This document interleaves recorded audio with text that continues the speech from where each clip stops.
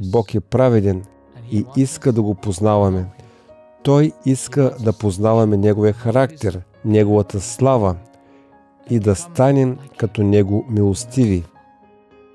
Благодатни към хората, които не са като нас, дълго търпеливи, позволявайки им да бъдат такива, каквито са, дори да изглежда, че никога няма да разберат. И знаейки, че добротата ще доведе всички до спасение, Божията доброта е, която докосва сърцето ми и ме кара да се обърна и да се покая от ужасното си сърце. И Неговата вярност ме кара да продължавам,